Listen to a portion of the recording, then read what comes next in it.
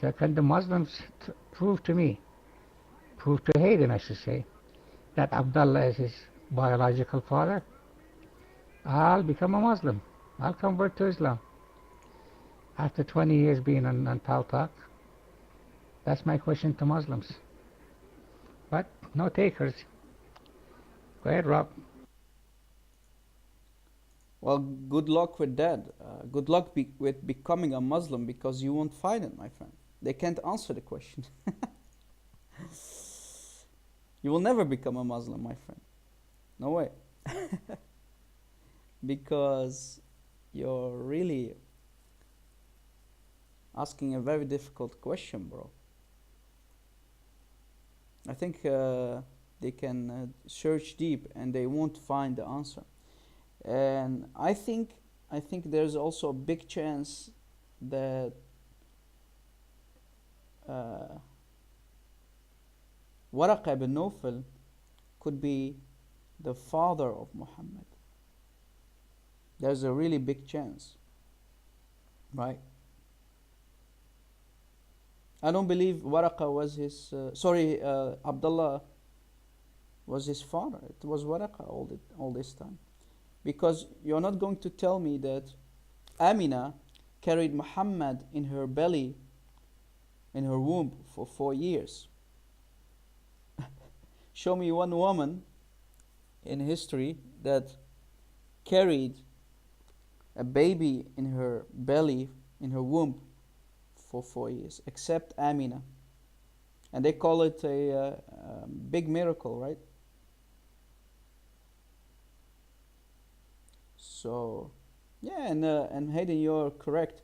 In that time, Muslims, especially women, they used to sleep around with men. It was really a normal thing to do, you know. And even when we talk about the Kaaba and the black stones, women, the pagans in pagan Mecca, they used to rub their private part on the black stone,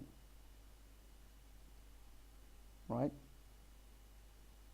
And we know the reasons why.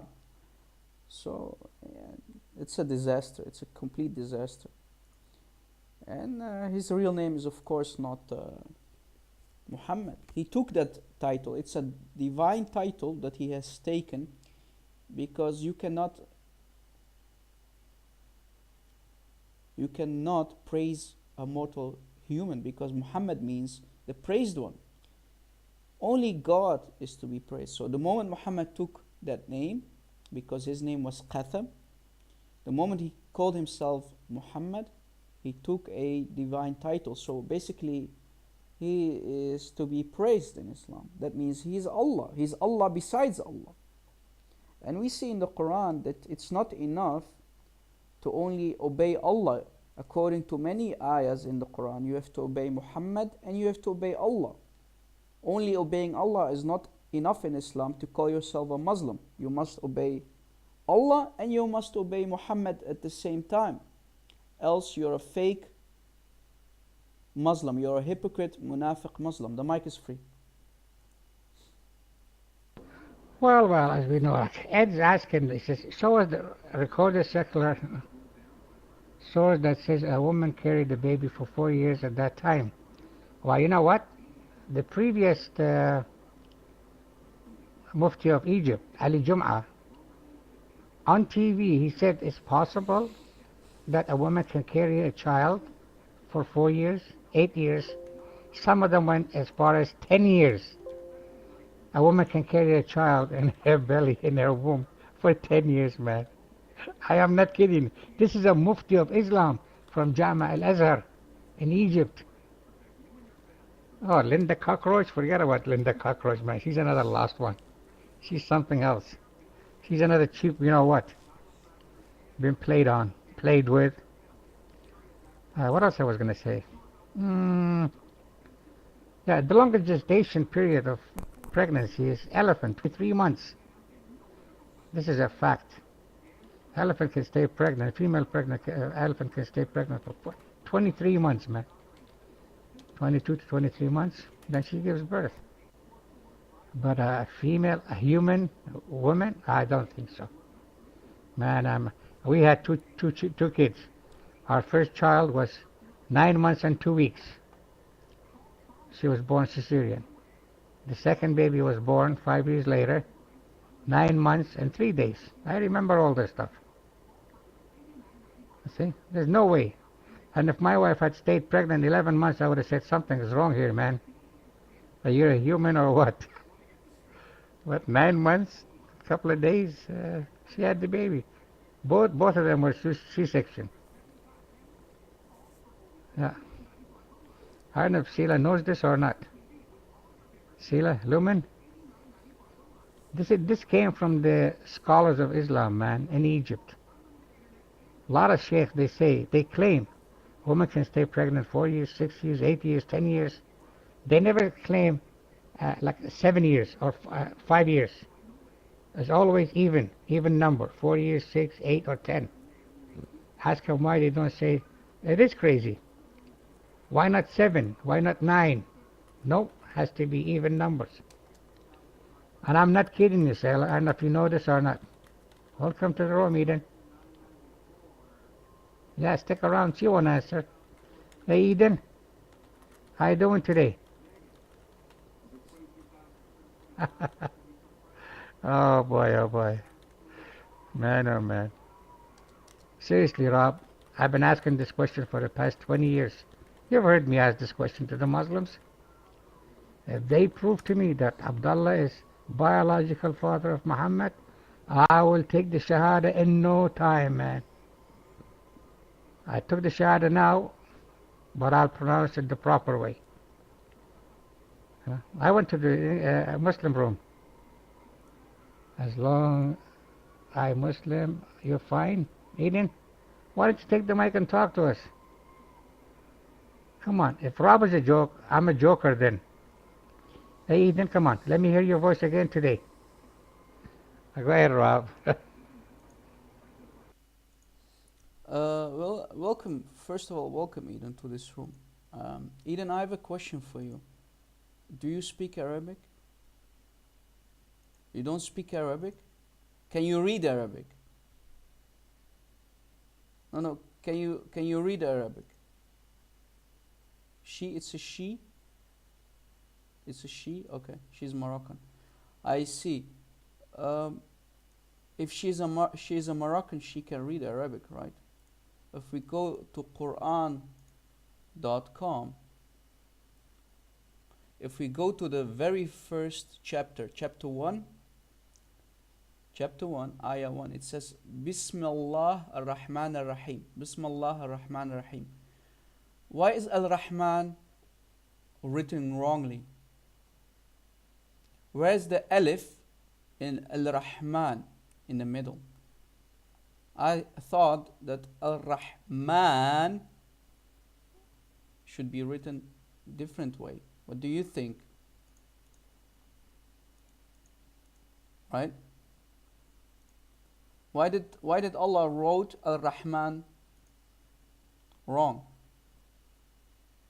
That doesn't make sense. If He's Allah, and we know that there are many historical problems in the Quran, but on top of that also many grammatical error, I think we should ask Allah and His Prophet to go back to Arabic school. They should go back to the elementary school and start to learn the basics of the Arabic grammar. Because Allah, He could not even write one of His 3 names correct. Al-Rahman without an alif in the middle. That doesn't make sense. So how can He be God? How can He called God in Islam, while this God can't even speak or spell correctly, Arabic correctly? Well, Eden, you claim to know Arabic, so maybe you can answer this question for us. Okay. She doesn't want to answer the question, so she left. Anyways. Hayden, the mic is yours, brother. You know, we have only coward Muslims who cannot answer simple questions. The mic is yours. Man, that's a hard question, Rob. Come on, don't embarrass these people. She's a Moroccan. She's a Moroccan girl, man. She speaks, reads, understands Arabic too. She's taken the mic before. I've heard her on the mic. Sheila, you put in the text just a while ago, if you look at the text, that Allah has 99 names. I don't agree with that because I would say a few years ago on one of the Muslim channels there were about three sheikhs and one scholar, like a researcher, like I should say. I think he was from Sudan or somewhere Muslim. He was like he very smart man. I mean, I listened to the whole episode. It was about an hour and a half show. They kept saying that there's a 99 names for Allah. He said, no, no. After a long research, they had to omit 26 names. 26 names out of 99. And he was talking about it. Every word, every name that they gave Allah. And he said, no, this is wrong. Because there's a contradiction. He was given another name. He was claiming that this is similar. It meant the same way. Well, we know she plays smart, Ed. We all know, like, they're dumb, believe me. They're brainwashed. Yeah, they took out 26 names. It wasn't YouTube by mistake. I mean, a couple of years it was that show was. I just noticed it a while ago. I was looking at some of the episodes. When I looked at it, 26 names out from 99 names from Allah. I said, these Muslims got to be wrong. And what they claim is, if you know all the 99 names of Allah, if you name them one after another in sequence, not you jump from 1 to 6 to 7 to 19, no, have to be in order. If you knew them all, you enter Jannah for sure. Imagine how stupid, eh? You have to know the 90 names of Allah in order to enter Jannah. But what they're going to do now? They omit 26 names. So they're in big trouble. Go ahead, Rob. Yes, because that's in the hadith, right? Because Muhammad said, if you say every day you say those 99 names, you will go to Jannah. So they can't show us the 99 names of Allah in the Quran. That means no Muslim can enter Jannah. Imagine, you can kill people, you can do all the nasty stuff, but if you say the 99 names of Allah, you can enter Jannah. Don't you want to say the Shahada now, Hayden? I mean, come on, man. You will get 72 Houris at least. You can drink rivers of wine, right? You can have many young boys as your servants. Who doesn't want that? Rivers of wine, yeah, not wives. Well, it is basically there is a rivers of wives, because the best Muslims, they will get a lot wives. So basically, I wasn't mistaken about that, Sila. I didn't misspoke. Because the best Muslims, they will get thousands and thousands of Houris. Only the lowest Muslims will get 72. But the better Muslim you are, that means you will get more. Imagine the Prophet of Islam, Muhammad, you can't even count the numbers of how many wives. And the most shocking and to me very disgusting, according to Muhammad himself, he will have Mary, the mother of our Lord, as one of his wives. And that's really disturbing and disgusting. That shows what kind of anti-Christ Muhammad is. Imagine, guys, the mother of our Lord, according to Muhammad himself, will be one of his wives in Jannah. Yeah. Try not to get offended on this or disturbed by knowing that about Muhammad. Hayden, the mic is yours. Hey, Brother Rob, you forgot to talk about the market that they have in Jannah. You know, Muslims market, special market that they have after they have rivers of wine, milk and honey, and all the houris and all that stuff. They have this market there. A Muslim man will stand in front of that picture. They have pictures, anything you wish. You stop in front of that picture, and like he sees a blonde woman or something like that, a nice scenery, a nice fruit and food and all that stuff. He just wishes that he can get that stuff, get that thing. Automatically, he'll be in that picture and get his wishes fulfilled. You forgot to talk about that. That's what they believe, man. Unbelievable. To be honest with you, I don't want to be in their Jannah, man. I don't want to see Allah and Muhammad watching me deflowering a virgin. And when I'm done with her, Allah will take her, put her on the table, sew her back, make her a virgin again. That's why Aisha said, Wa waja'a. Oh, the pain when Muhammad raped her when she was 9 years old, man. Wa waja'a. All the pain that I had to go through to get this man on top of me. That's filthy, man. I don't know. Go ahead, Rob. Yeah, brother, that's really disgusting. The thing is, Jay, here, good that you mentioned about the cockroaches that attacked Mecca a couple days ago. Uh, it's really disturbing. If I was a Muslim, I would be shocked and really disturbed by now. Now, here's why. According to the Quran, Allah, whoever attacks the Mecca, He will send His bird army to protect it. So why is Allah silent, and why is He not sending a bird army to attack those cockroaches? That's what I want to know. And I had a discussion with our brother Christian Prince on his live show. He called me during the live show, and there were some Muslims here on Paul Talk. We were in a room, and Ibn Salah was also here, Jay. So I was on the phone. I was on the Skype live show of Christian Prince, and at the same time, people could hear me here on Paul Talk. Imagine, guys. So Ibn Salah was here, and there were 2 other Muslims here, and many Christians. So they could hear me speak with Christian Prince, and it was really funny. Guys, go watch the video on the Arabian Prophet.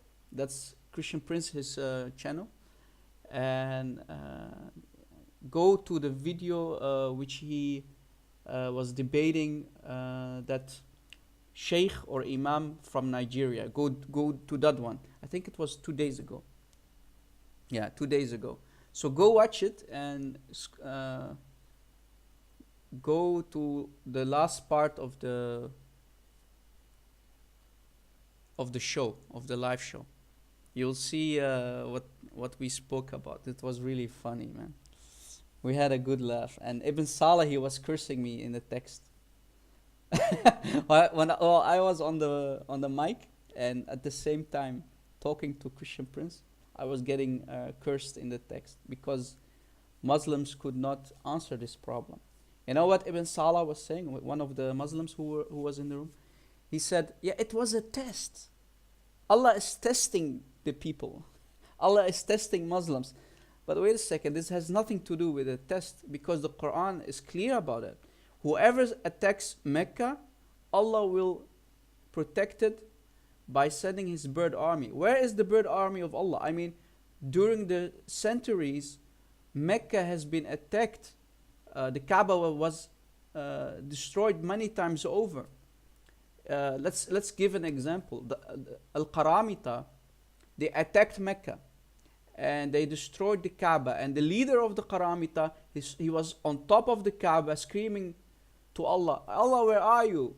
I'm about to destroy the Kaaba and the black stones." And he did it.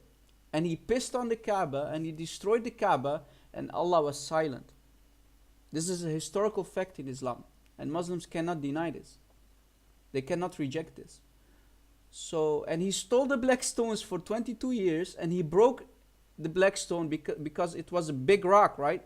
So he destroyed the Kaaba, he destroyed the black stone, and he cut it in pieces, and he uh, the majority of the black stones are gone, are lost in history.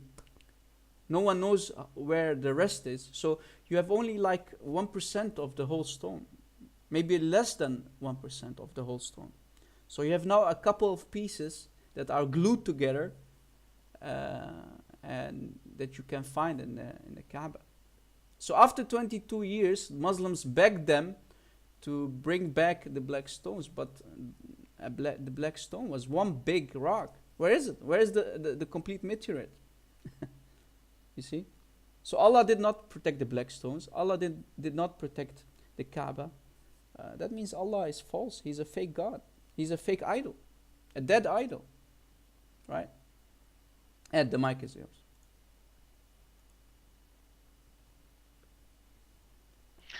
I was talking to Child of God night before last, which was the night after um, all this was going on, and his wife said it's still going on there. It hadn't stopped, guys. They're still under a swarm over there. It has not stopped. So don't let them fool you into thinking that it stopped. It hasn't.